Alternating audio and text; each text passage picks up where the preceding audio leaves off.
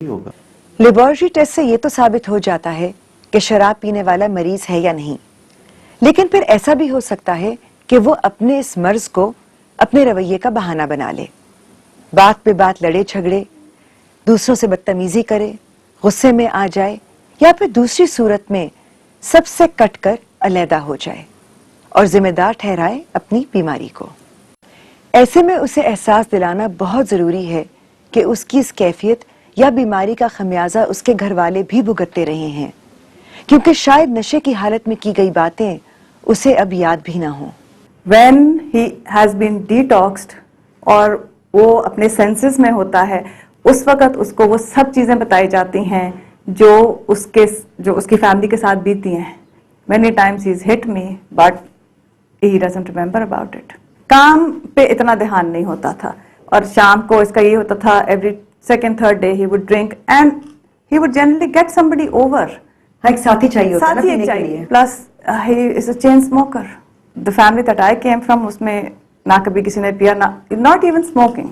ہمیشہ آپ کو یہ ہوپ ہوتی ہے کہ آپ اس کو چینج کر دیں گے، but knowing now that it's a biological disease، آپ اتنے ججمنٹل نہیں رہتے، آپ ججمنٹل نہیں رہتے۔ میرے فادر ان لا کو بھی یہی لگتا تھا کہ ہمارا گزارا نہیں ہے، مجھے آفر ان کی طرف سے آتی تھی کہ آپ چھوڑ دیں اس کو۔ چھوڑ سکی؟ نہیں، بیکاز میرا بیسک ہمیشہ یہی ہوتا تھا کہ my children need both the parents۔ In spite of whatever he was doing, he was a loving father۔ When he would be drunk, he would call me again and again, and then he would make promises that he's going to improve, and this would happen for 2 to 3 weeks, and then again we would be following the same pattern۔ یہاں پر جب آپ آتی ہیں آپ کو بھی ان کی rehabilitation کے لیے ایک طرح سے ٹریننگ مل رہی ہوتی ہے۔ First you have to take care of yourself, and then you have to take care of your patient۔ They're educating us on alcoholism, educating us on bipolar diseases۔ Once he walks out of here، آپ انہیں control کر سکیں گی؟ دیکھیں، the fear is always there, but after coming here I have realized that تھوڑا سا effort زیادہ مجھے کرنا پڑے گا، اس نے تو ایفرٹ کرنا ہی کرنا ہے، because now he has to prove that he can be trusted۔ کتنا فرم ہونا پڑے گا؟ دیکھیں، ڈاکٹرز یہاں پہ کہتے ہیں you have to be assertive۔ Even if he wants to take a decision, it has to be discussed, and if everybody approves, only then he can go ahead with it۔ The doctor said this is a progressive disease۔ The day, even after 12 years, if he starts to drink, he would be reaching this point in 2 weeks' time only۔ Alcoholism محض ایک عادت نہیں بلکہ ایک بیماری ہے جسے علاج کے باوجود جڑ سے اکھاڑا نہیں جا سکتا۔ کتنا بھی عرصہ گزر جائے، ریلیپس کا خطرہ ہمیشہ قائم رہتا ہے۔ ایسے شخص کا، ایسے مریض کا میٹابولک سسٹم اس بات کی اجازت نہیں دیتا کہ وہ کبھی بھی دوبارہ شراب کو استعمال کر سکے، کیونکہ وہ ایک قطرہ یا وہ ایک گھونٹ پھر سے اس کے لیے زہر بن کر اسے دوبارہ بیمار بنا سکتا ہے۔ اسے اس خطرے کا احساس ہو یا نہ ہو، لیکن اس کے گھر والوں کے سر پر یہ تلوار لٹکتی رہتی ہے کہ نہ جانے کب وہ نشے کی اس دھن میں پھر سے کھو جائے اور اپنے ساتھ ساتھ انہیں بھی اس گہری کھائی میں دھکیل دے۔ گھر والے اس بات سے لا علم ہوتے ہیں کہ ان کا عزیز کب ریلیپس کی طرف جا رہا ہے۔ الکوہولک کے گھر والوں کے لیے محتاط رہنا بہت ضروری ہے۔ وہ کس سے مل رہا ہے، کہاں جا رہا ہے، اکیلے میں کیا کر رہا ہے، اس پر نظر رکھنا بہت ضروری ہے، مگر اس طرح نہیں کہ اسے قیدی ہونے کا احساس ہو۔ لیکن جب بھی کوئی تبدیلی محسوس ہو تو اسے نظر انداز کرنے کی بجائے اس کے معالج یا کاؤنسلر سے مشورہ کرنا بہت ضروری ہے۔ یہ فالو اپ کا بہت اہم حصہ ہے کہ مریض علاج کے بعد گھر چلا بھی جائے تو اس کا اپنے کاؤنسلر سے تعلق نہیں ٹوٹنا چاہیے۔ گروپ سیشنز میں آتے رہنا، اپنی طرح کے ریکورنگ ایڈکٹس کے ساتھ اپنی کیفیات، اپنی خواہشات کو شیئر کرنا اور ان سے بچنے کے لیے اپنے کاؤنسلر سے صلاح مشورہ کر لینا ایک مریض کی کمٹمنٹ کو برقرار رکھتا ہے۔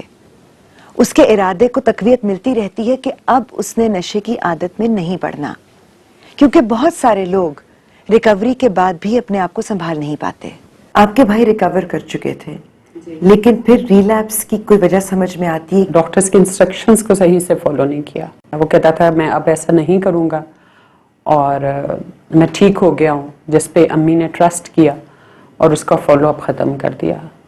تو پھر وہ گریجولی ڈرگز پہ واپس گیا اور گھر سے بھی غائب ہو گیا۔ کسی نے بہت بری حالت میں دیکھا تھا ان کو، گاؤں میں کسی نے، اور ان لوگوں نے اس سے نمبر لے کے ہمیں انفارم کیا. امی کو یہ اندازہ ہو چکا تھا. جب تک یہ بالکل یہ ریئلائزیشن پہ نہیں آ جاتا تب تک اس کا سینٹر سے کمیونیکیشن رہنا ضروری ہے. ایون اگر ہفتے میں 1 یا 2 دن بھی آئیں تو وہ چیزیں لیسنز ان کو یاد رہتے ہیں. آپ یہ کہہ رہی ہیں کہ آپ کی امی ایموشنلی کمزور پڑ گئیں؟ بالکل یہ ہے. لیکن ہمیں یہاں سینٹر میں آتے ہیں بہت سارے لوگوں سے گروپ سیشن ہوتا ہے تو میں نے دیکھا ہے کئی مائیں بہت فرم ہوتی ہیں. وہ اس چیز کو سمجھ جاتی ہیں کہ یہ ایک ڈیزیز ہے اور ان کو ایک ڈاکٹر کا رول پلے کرنا ہے. اور ان پیشنٹس کی یہ ایک ٹرینڈ ہوتا ہے کہ یہ فیملی میں کسی بھی انسان کو جو ان کو لگتا ہے کہ ایموشنلی ان کے ٹریپ میں آ جائے گا. ایموشنل بلیک میل ہاں ہوتا جی. ہے. ہمارے بھائی نے بھی سٹارٹ میں جب یہاں سے فالو اپ پہ جانے کے بعد کوشش کی ہے دونوں بھائیوں میں ڈفرینسز پیدا کرے بات کر کے تاکہ ہمارا جو فیملی کا انفلوئنس ہے وہ اس پہ ویک ہو جائے اور یہ اپنی من مانی کر سکے. جو کچھ ان کے ساتھ ہوا ہے اس کا اثر آپ کی فیملی پہ کس حد تک پڑا ہے؟ بظاہر سب اپنے اپنے گھروں میں اپنی فیملی میں مصروف نظر آتے ہیں لیکن ایک چیز لرک کر رہی ہوتی ہے مائنڈ میں کہ ایک بھائی ہمارا ٹھیک نہیں ہے, سیٹلڈ نہیں ہے. کبھی لگتا ہے کہ شاید ہم نے اس کو نگلیکٹ کیا ہے, ہماری طرف سے کوئی کمی رہ گئی ہے کہ یہ ہمیں اون نہیں کر رہا. سب سے زیادہ تو امی افیکٹ ہوئی. نہ وہ اس کو ضائع ہوتا دیکھ سکتی ہیں, نہ وہ اس کے لیے کچھ اس وقت سٹیپ لے سکتی تھی, نہ ان کی اتنی نالج تھی کہ یہ مجھے کہاں کس وقت سٹینڈ لینا ہے. اس کو پروٹیکٹ کرتی تھی باقی بہن بھائیوں سے بھی. مین جو اس نے امی کو ایکسپلوئٹ کیا یہ کہہ کے میں گھر سے بھاگ جاؤں گا, اور ان کا مین کنسرن یہی رہا بس سامنے رہے, جاب پہ جاتا رہے, یہ گھر چھوڑ کے نہ جائے. تو آپ انہیں سینٹر میں کس طرح لے کر آئے؟ کیا یہ اپنی مرضی سے آئے تھے؟ نہیں, اپنی مرضی سے بالکل نہیں آئے تھے, اور یہ اس کنڈیشن میں بھی نہیں تھا کہ اسے کنفرنٹ کرتے تو کچھ یہ ایکسیپٹ کرتا یا بات کو سمجھ بھی سکتا کہ اس کے ساتھ کوئی پرابلم ہے.